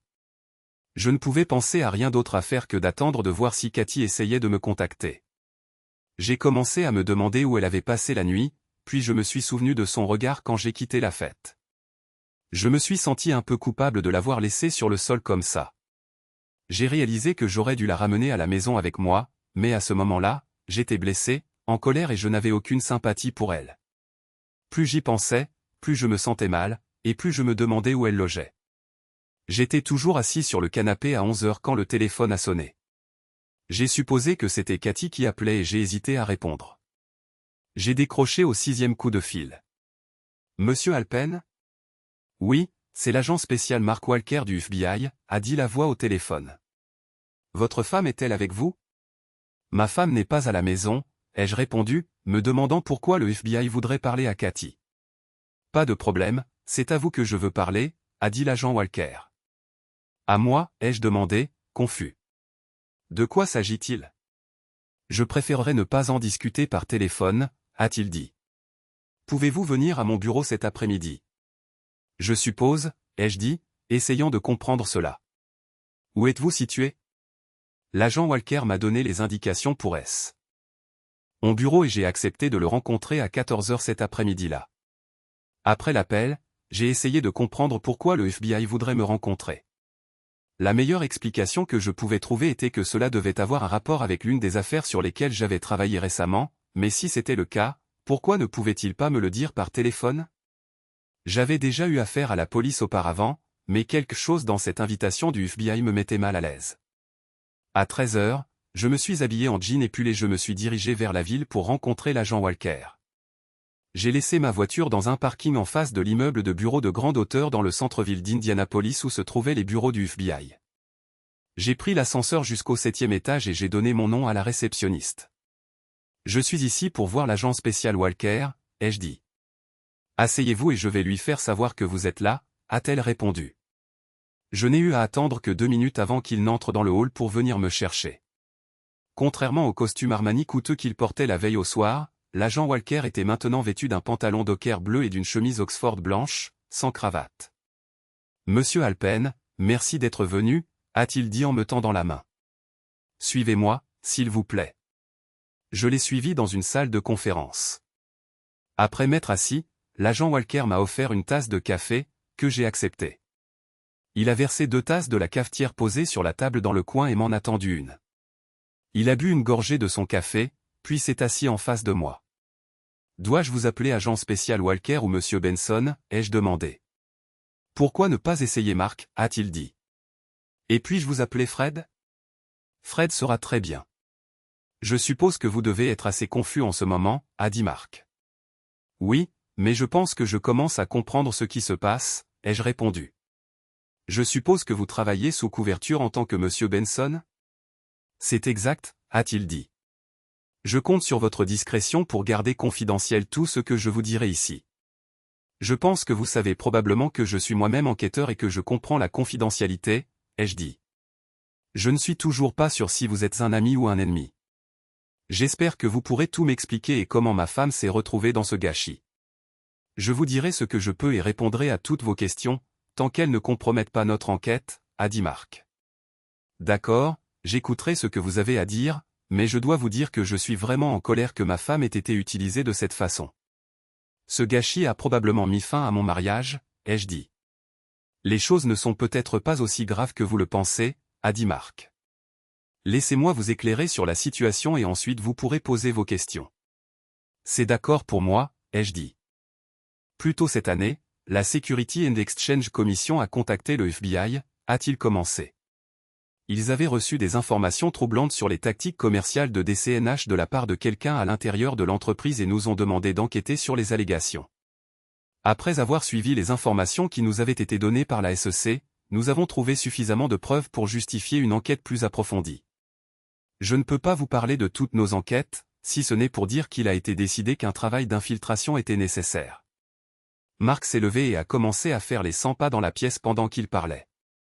Notre enquête a révélé que des CNH avaient essayé d'intéresser National Pharmaceuticals à une fusion, a continué Mark. Monsieur Benson avait parlé à l'un de nos agents et avait indiqué qu'il était préoccupé par les tactiques de DC. À ce moment-là, nous avons découvert que personne chez DCNH n'avait réellement rencontré Monsieur Benson. Avec sa coopération, j'ai pris son identité et j'ai commencé à négocier avec DCNH. J'ai convaincu Monsieur Hansen et Monsieur Bartlett que j'étais Monsieur Benson et je leur ai fait croire que j'étais intéressé par leurs idées de fusion. Quand ils ont commencé à saliver sur les millions qu'ils pensaient tirer de l'accord, j'ai commencé à me montrer réticent. Je leur ai dit que je voulais parler à d'autres entreprises avant de prendre une décision. L'objectif était de voir quelle tactique ils utiliseraient pour essayer de me faire signer l'accord. Alors vous avez demandé ma femme, ai-je demandé, ma voix tendue. Pas exactement, a répondu Mark. Lors de mes premières visites au bureau de DC, on m'a présenté votre femme alors que j'étais escorté vers la salle de conférence pour rencontrer Bartlett et Hansen. J'ai dit à Hansen que j'aimerais vraiment parler à Madame Alpen.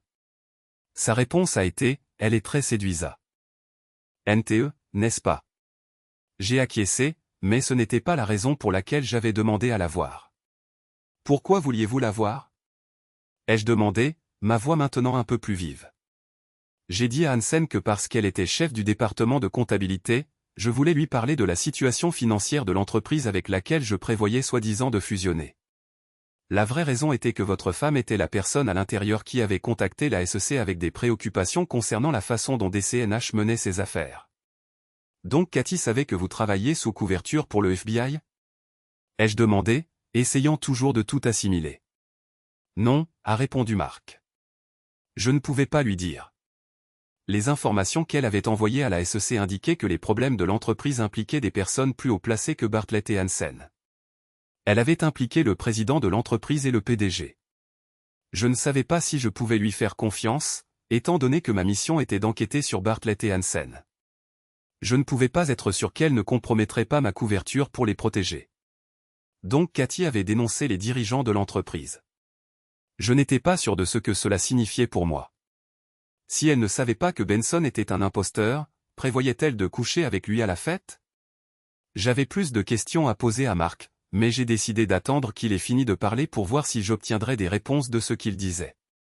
Comme je le disais, a continué Mark, j'avais indiqué à Hansen que je pourrais me retirer de l'accord, alors il m'a demandé ce qu'il faudrait pour que je signe avec DCNH. Je lui ai demandé ce qu'il avait à offrir et c'est là que Hansen a dit, j'ai remarqué votre. Tu penses que Cathy Alpin est plutôt canon, comment aimerais-tu en avoir un morceau? Mark fit une pause, me regardant. J'étais surpris par cela. Je m'attendais à ce qu'il me propose un pot de vin, mais pas ça. Je devais voir où cela mènerait, alors je lui ai dit que je pourrais être intéressé, mais je ne me suis pas engagé. Cette prochaine partie pourrait être difficile à entendre pour toi, dit Mark, mais elle est importante pour l'histoire. Rien de ce que tu pourras dire ne sera pire que ce que j'ai déjà traversé, répondis-je, la voix ferme. D'accord, dit Mark.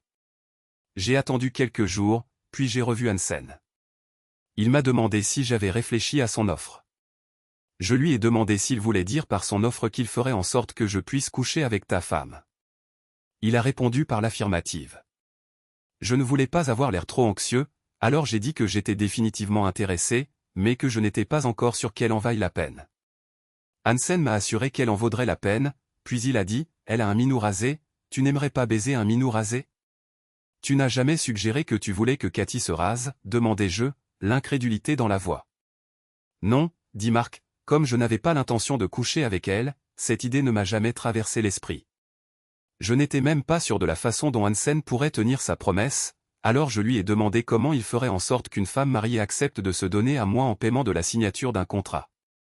Il a dit, laisse-moi m'en occuper, si tu la veux, elle est à toi, minou rasé et tout le reste. Ce fils de pute, marmonnai-je, pour qui diable se prend-il? C'est une raclure dégueulasse. Mark continua, puis il parlait de moi ayant des relations sexuelles avec ta femme, puis il semblait s'exciter. J'ai eu l'impression qu'il voulait que j'accepte son offre pour plus de raisons que le simple fait de me faire signer le contrat. Je l'ai laissé parler un moment, puis je lui ai demandé quand il pourrait arranger une rencontre entre moi et ta femme. Il a immédiatement dit, nous le ferons pendant la fête de Noël de la compagnie, le 20. Alors tu allais aller jusqu'au bout, demandai-je, la voix durcissant. Tu allais coucher avec ma femme juste pour poursuivre ton enquête d'infiltration? Non, dit Marc, secouant la tête. Je n'avais aucune intention de coucher avec ta femme.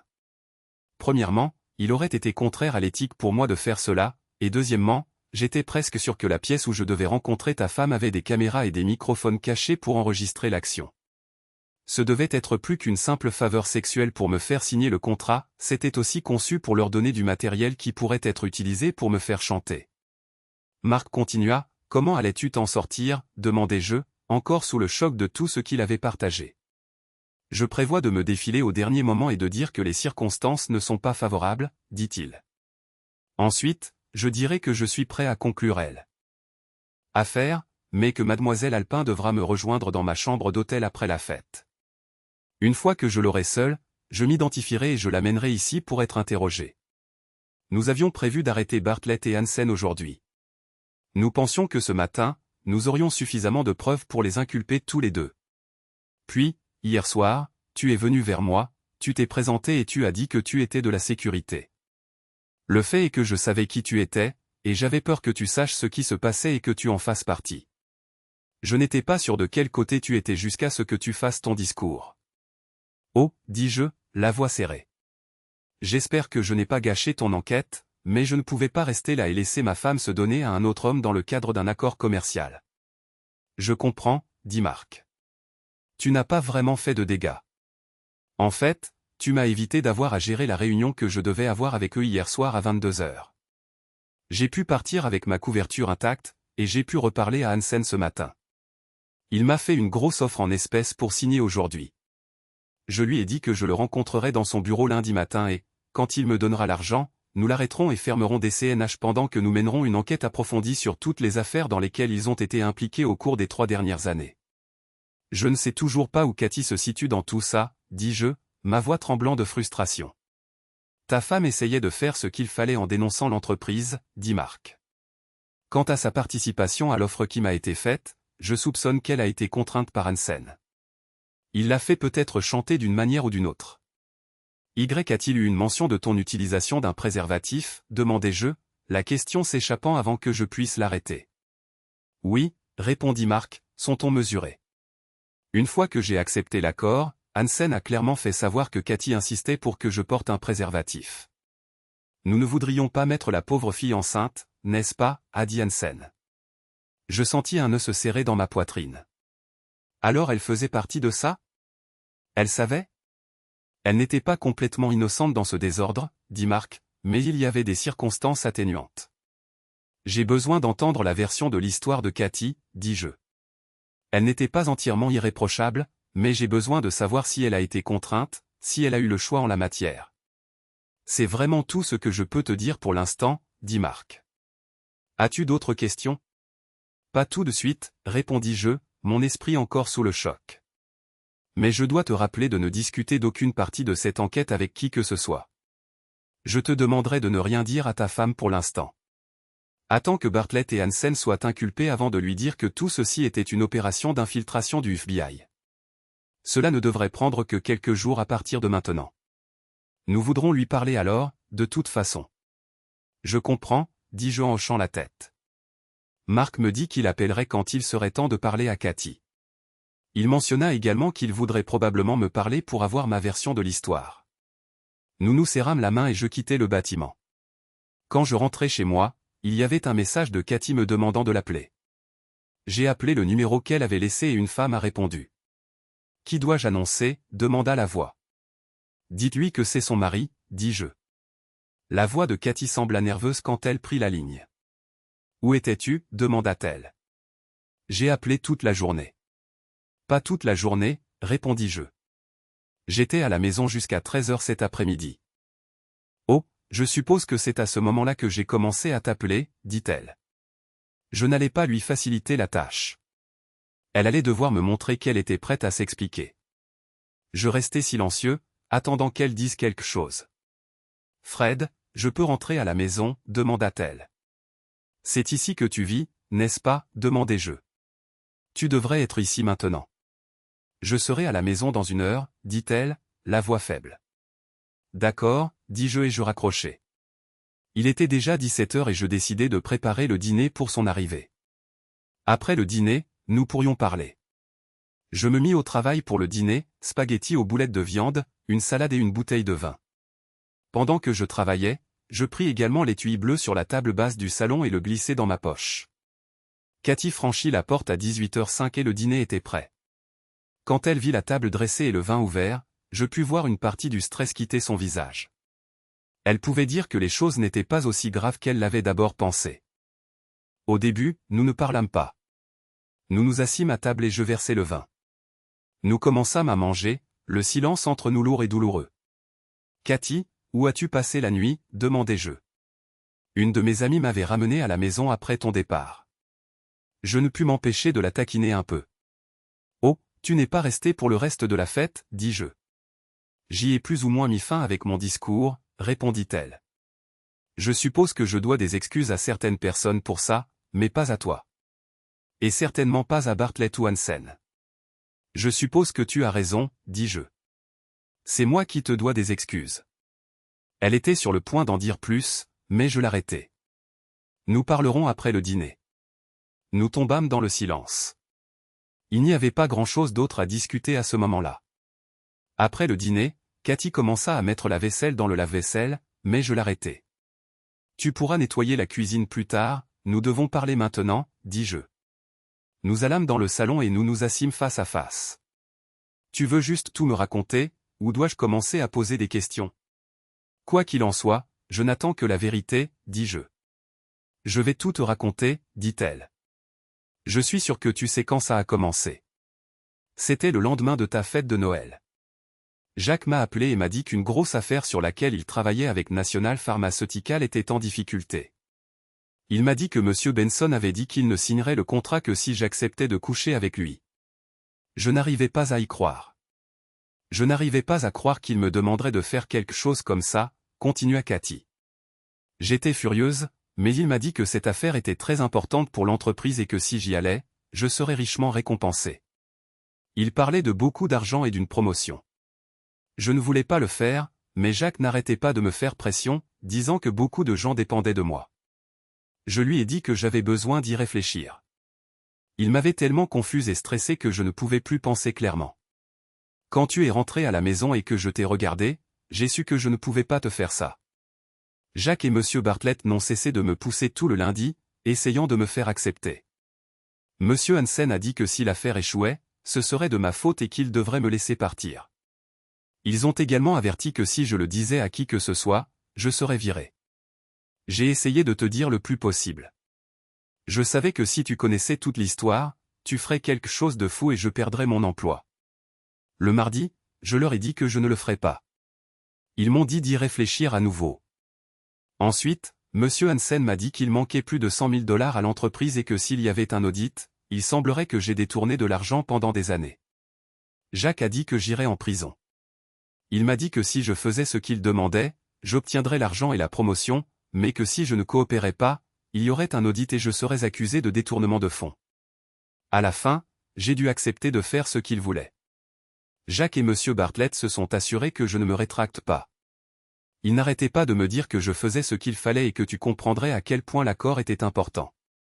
À ce stade, je commençais à me fâcher. Tu ne peux pas sérieusement croire que je penserais que ce que tu faisais était acceptable, dis-je. Tu aurais dû tout me dire. J'aurais trouvé une solution pour toi. Je sais, dit Cathy. Une fois que j'ai décidé d'aller jusqu'au bout, je me suis senti un peu mieux, mais je me sentais tellement coupable de ce que je te faisais. Tu dois comprendre, j'étais terrifié d'aller en prison. J'ai dû risquer le coup. Le vendredi, Jacques m'a appelé dans son bureau. Il m'a dit que M. Benson voulait que je me rase tous mes poils pubiens. Je lui ai dit que je ne pouvais pas faire ça. Il a dit que M. Benson se retirerait de l'accord si je ne le faisais pas. Il m'a dit de me raser avant la fête et de ne pas te laisser le voir avant plus tard. Ensuite, je devais dire que c'était une surprise. Si tu te fâchais, je devais juste m'excuser et dire que je les laisserais repousser. Mais tu es rentré plus tôt que prévu et tu m'as surprise en train de me préparer à me raser. Avais-je raison, demandai-je. T'es-tu rasé dans les toilettes des femmes à la fête? Cathy baissa les yeux sur ses mains. Oui. Monsieur Bartlett a envoyé quelqu'un au magasin pour acheter un rasoir et de la crème à raser. Je suis allé aux toilettes des femmes et je me suis rasé. Quand je suis revenu, je t'ai vu avec le microphone, essayant d'attirer l'attention de tout le monde. J'avais tellement peur, je n'avais aucune idée de ce que tu préparais et je ne savais pas s'il y avait un moyen de t'arrêter. Je ne pouvais pas. Est-ce croire que tu aies dit que j'étais enceinte? Je n'ai pas dit que tu étais enceinte. J'ai dit que nous allions avoir un bébé. Tu n'étais pas encore enceinte, mais c'était notre plan, n'est-ce pas? Eh bien, oui, mais... Mais quoi? Allons-nous ou n'allons-nous pas fonder une famille? Demandai-je. Oui, nous le ferons, répondit Cathy. J'arrêterai mes pilules contraceptives demain et ensuite nous pourrons commencer. Une dernière question, dis-je. As-tu dit à Benson qu'il devrait utiliser un préservatif? Jacques m'a dit qu'il allait le forcer à en utiliser un, répondit-elle. Je suis contente qu'il l'ait fait, car ça ne m'était pas venu à l'esprit. J'étais tellement stressée par toute la situation que je ne pensais plus clairement. De toute façon, tu as fait ton petit discours et tu as pratiquement mis fin à ma carrière chez DCNH. Tu as probablement aussi fait échouer l'affaire avec National Pharmaceutical. Donc, en substance, ce que tu me dis, c'est que Bartlett et Hansen t'ont contrainte et fait chanter pour que tu acceptes de coucher avec Benson afin de conclure un accord commercial. Ils ont également insisté pour que tu répondes à la demande de Benson de te raser les poils pubiens, dis-je. Mais j'ai tout gâché en te surprenant en train d'essayer de te raser, même après que je t'ai dit de ne pas le faire. Au final, la seule raison pour laquelle tu n'as pas couché avec Benson, c'est à cause de mon discours. Est-ce que cela résume la situation? Oui, dit Cathy, mais elle ajouta rapidement, mais je ne te blâme pas pour ce que tu as fait. Je comprends pourquoi tu l'as fait.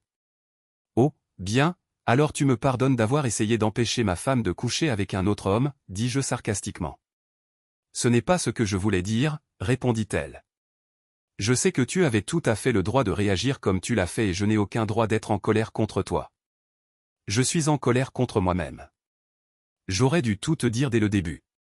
Penses-tu que tu pourras un jour me pardonner? Demanda Cathy. Ça dépend, dis-je. C'est tout? M'as-tu dit tout ce que je dois savoir sur ce qui s'est passé? Oui, je t'ai tout dit, dit Cathy, la voix tremblante. Je t'aime et je ne peux pas supporter de penser que je pourrais te perdre à cause de ce désordre dans lequel je me suis fourré. Eh bien, les choses ne semblent pas aussi graves qu'elles l'étaient au début, dis-je, la regardant retrouver lentement son sourire. Mais il me reste juste quelques questions. Après cela, peut-être pourrons-nous tourner la page. D'accord, quelles questions? J'entendais la joie refaire surface dans sa voix. Je sortis l'étui bleu de ma poche et le jetai sur la table basse. J'ai trouvé ça dans la poubelle l'autre jour. C'est plein de tes pilules contraceptives. Tu les as jetées la semaine dernière, mais tu ne m'en as pas parlé. Tu as essayé de me faire croire que tu les prenais toujours. Il y a à peine 5 minutes, tu as dit que tu les arrêterais demain. Peux-tu m'expliquer ça? Cathy eut l'air d'avoir été frappée. Sa bouche s'ouvrit à plusieurs reprises, mais aucun mot n'en sortit. Quand elle parla enfin, je savais qu'elle mentait. Tu as raison, dit-elle. J'ai arrêté de prendre mes pilules. J'avais prévu de te laisser me rendre enceinte, puis de te faire la surprise. Je sais à quel point tu voulais fonder une famille, alors j'ai pensé que ce serait une belle surprise. Mais ce plan n'aurait fonctionné que si nous avions eu des relations sexuelles. La dernière fois que nous avons fait l'amour, c'était la veille de l'arrêt de mes pilules. Je n'étais pas d'humeur à avoir des relations sexuelles pendant cette période. J'étais trop bouleversé par ce que M. Bartlett et Jacques voulaient que je fasse. Savais-tu qu'hier soir était la nuit la plus fertile de ton cycle? Demandai-je. Ce fut une autre question qui la stupéfia. Non, je n'étais pas au courant de ça. J'avais trop d'autres choses en tête pour penser à ça, affirma-t-elle. Cela me semble juste étrange que tu aies prévu de coucher avec Benson hier soir, au milieu de ton cycle menstruel, et qu'il ne te soit jamais venu à l'esprit d'insister pour qu'un préservatif soit utilisé, dis-je. Mais ça est venu à l'esprit de Jacques. Qu'est-ce que tu essaies de dire? Demanda-t-elle. Que tu savais que tu étais fertile et que tu étais prête à prendre le risque de tomber enceinte, dis-je.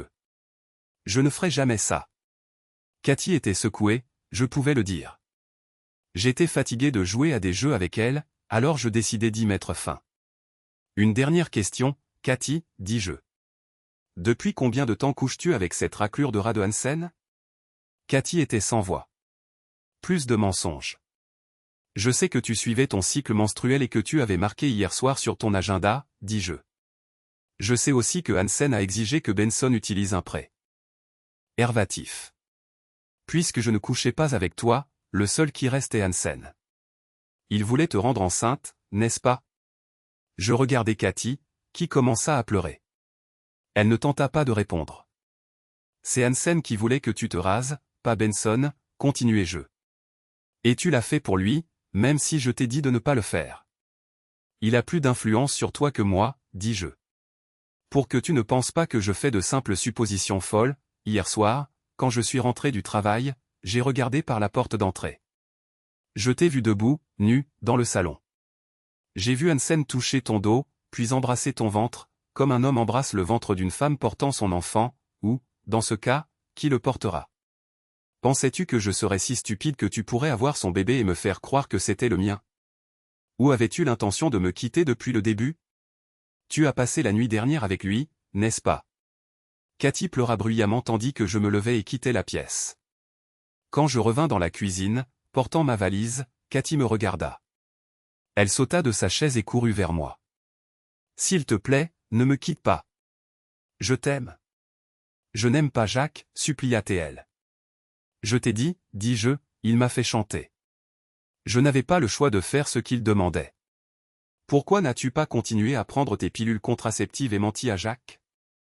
Tu n'as certainement eu aucun problème à me mentir, dis-je amèrement.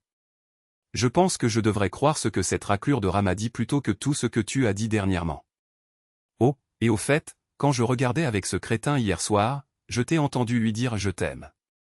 Alors, où est-ce que ça me laisse?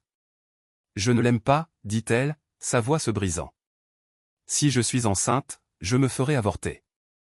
Je t'aime, s'il te plaît, tu dois me croire. Non, répondis-je. Quant au bébé, ne l'avorte pas à cause de moi. Cathy s'effondra sur le sol en sanglotant. Quand je regardais en arrière depuis la porte du garage, elle ressemblait exactement à la veille au soir, quand je l'avais laissée à la fête. Je ne ressentais plus aucun amour pour elle, seulement du dégoût. Je détestais quitter la maison que nous avions travaillé si dur à construire, mais elle ne me laissait aucun bon souvenir. Heureusement, nous n'y avions pas vécu assez longtemps pour construire ces souvenirs. Plus de 2 ans se sont écoulés depuis que j'ai quitté Cathy. Quand je suis parti, j'ai trouvé un appartement meublé et j'ai essayé de recommencer. C'est là que le cauchemar a commencé. Je n'étais pas satisfait de ce que je faisais, alors j'ai démissionné de mon emploi et je suis parti en Californie. Une fois que j'ai trouvé un endroit où vivre, j'ai créé ma propre entreprise d'enquête d'assurance. J'ai appelé Bill Ripley et lui ai demandé s'il voulait être mon associé. 2 mois plus tard, il m'a rejoint.